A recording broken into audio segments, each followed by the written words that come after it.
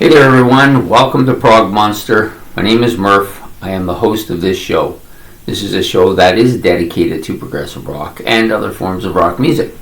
So we're back at our Battle of the Bands. This is the second round now. We've moved on past the first round. We're now into the second round. For those of you who haven't been following, my friend Ben is choosing 32 bands, putting them in groups of two for battles, and then I listen to both albums and I decide which one I like better. Pretty much, pretty simple, eh? So we've moved past the first 16 battles into the second round, and this features the opening two bands for this round, which are Master's Apprentice and their album Choice Cuts from 1971, and Bloodrock, their debut album from 1970. I have to say this was closer than I thought it was going to be. After having listened, I did Master's Apprentice first, and then I did the Bloodrock second, and I wasn't quite sure if it wasn't going to be a blowout or not, but it turned out not to be. Pretty strong battle here. So for those of you who do not know, Master's Apprentice, I believe, is an Australian band. I can't remember what Bloodrock was, and I did not write them in as to what they were. But anyways, so these are a little bit different from each other. It's not like the first round where Ben kind of matched the bands up to a similar style. Yes, they're all hard rock, but each of them has a little bit more of this, a little bit more of that, a little bit more different styles. So I think he tried to match them up so that their styles complemented each other for the battles. Not as much so this round so far anyways. So Master's Apprentice, I love this album. I think it's a great album. The first side of the album, and maybe right into side two, really strong tracks. I gave out 4 8s and 2 7s, a couple 6s and a couple 5s here. This is a strong album. I like their use of the guitar. They use it differently on a lot of the tracks. Some of it's heavy riffing, some of it's acoustic in nature. Some parts they have more of a raw sound. Sometimes they use the guitar to get a hook on you, to keep you interested. There's some slide guitar on here. There's some excellent beefy guitar on here as well. Like just like everything you can think of to use, ways to use the guitar, they do. They have a lot of pretty good solos. Not always the same. Some are like your typical hard rock solos. Some of them are a little bit more kind of picky in their sound, like almost like he's picking but not really doing a huge solo thing.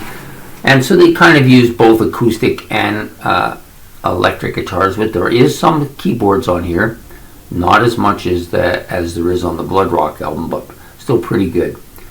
So other things is it's lots of really catchy stuff here. Like their music, their guitar parts are really catchy.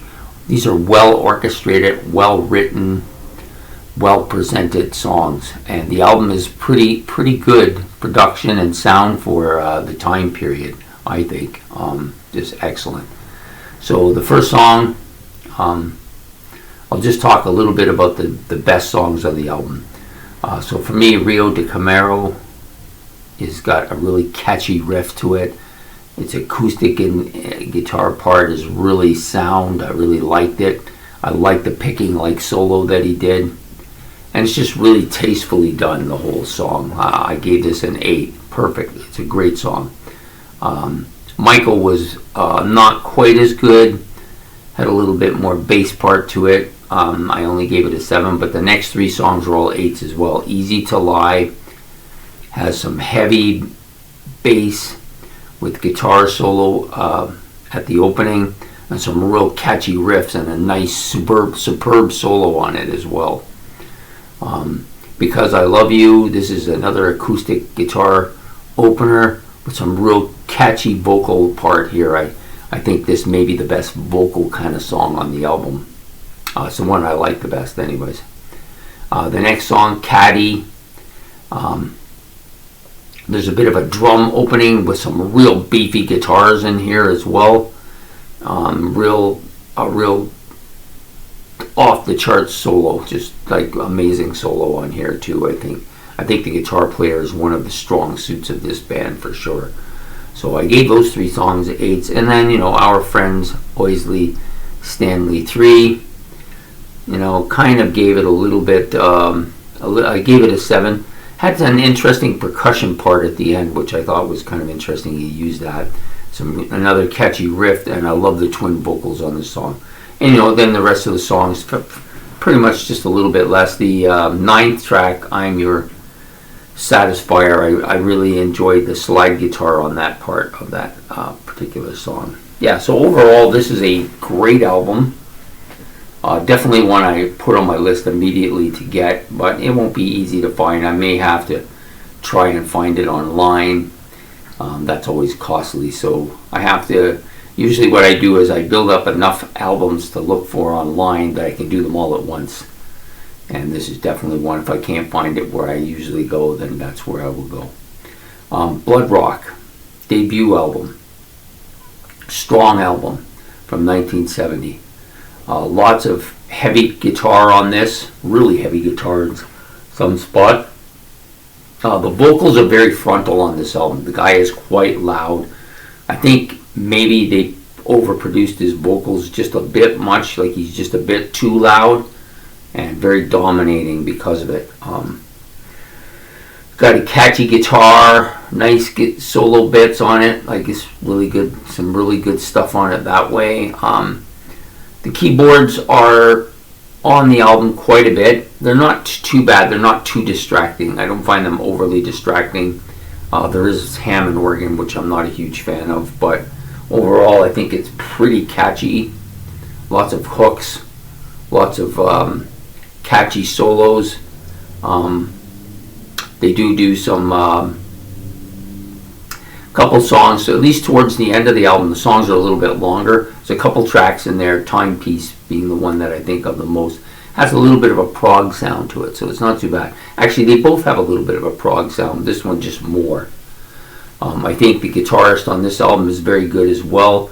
He's much more of a rifter, even though he does do good solos too. The last couple of tracks are a little bit different. Fantastic piece of architecture. It's got some organ and kind of a church organ, very atmospheric to open this song. And then it's a bit of a slow, sad, subdued song, very melancholy, different than the rest of the album. But it wasn't too bad. I didn't mind it. And then you have the last song, Melvin Laid an Egg. Title aside, it's still like it's some heavy key and guitar riff, very loud frontal vocals, and had some bluesy aspects to it as well. So overall, a pretty solid album. I gave it mostly 6s, couple of 5s, and at least one 7. So the 7 was Wicked Truth, which is probably my favorite song on the album at this point. Got some heavy, catchy drum and guitar part at the beginning, and the vocals are very strong. Just real catchy song. I liked it quite a bit. So it just came down to, basically, it just came down to that Bloodrock was a good album with lots of catchy stuff on it, and the Master's Apprentice album just got that much stronger from beating out Buffalo in the first round, which was really tough. And it's going to win here too. It's just too strong of an album for them. I think this is like a great album, so it's going to come in and win and go on to round 3 here. I just think this band is quite good, and I've actually heard 2 of their albums now because Ben gave me one for the Ben's album challenge. I didn't like that one quite as much, although the artwork was great. I just think that this album is a better one. So this album will go on to the next round. Master's Apprentice Choice Cuts will go on to the next round. And unfortunately for Bloodrock, they just came up against a superior album today. So they will go on the wayside, and we'll have another battle. So this battle will come out immediately after I finish this video. I will upload it and release it, and then I will have one for tomorrow morning too. I want to get back on the morning track if I can. The headache's gone, but I was behind a bit. Now it's the weekend. Try to catch up. So anyways, I hope you like this. Please like and subscribe. It's much appreciated. And we will see you in the morning with another one. So take care of yourself. Bye.